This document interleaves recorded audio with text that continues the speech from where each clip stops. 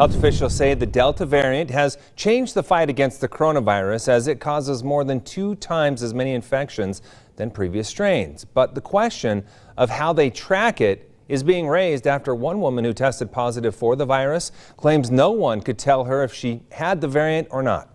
ABC4's Jillian Smuckler joining us live from the Utah Public Health Lab where testing is done. And Jillian, I know you spoke with the Utah Department of Health about this woman's concerns. So what are you learning? Well, Glenn, I found out that the process of detecting variants is far more complex than just a swab of your nose. With more than 5,000 cases of the Delta variant confirmed in Utah so far, the chances of you having the variant if you test positive right now are pretty high. But with Utahns not being told if they have the variant or not, many are wondering how experts are reporting the drastic rise in those cases. Linda Krismer tested positive for the virus back in July. But all you hear on TV is the Delta variant is everywhere, how contagious it is, how it's the main strain that's out there right now. So I was just curious if that's what I had. But over a month later, one question remains. How do they keep saying everybody has the Delta variant when nobody can test and say you're positive for the Delta variant?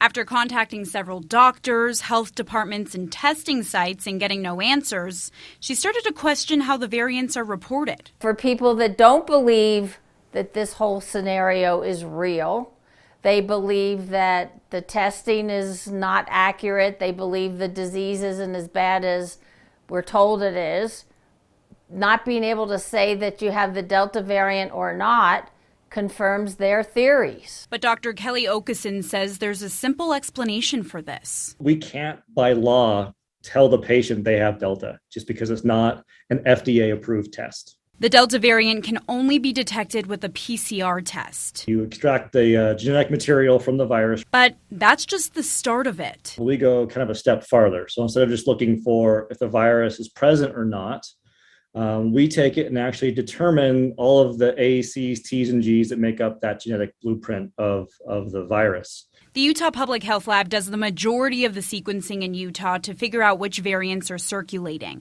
We look for those mutations in that genetic material, and if it has it, that means you've got the Delta variant. But until that sequencing is approved, here at our lab, we are working on getting it under what you call a laboratory developed test.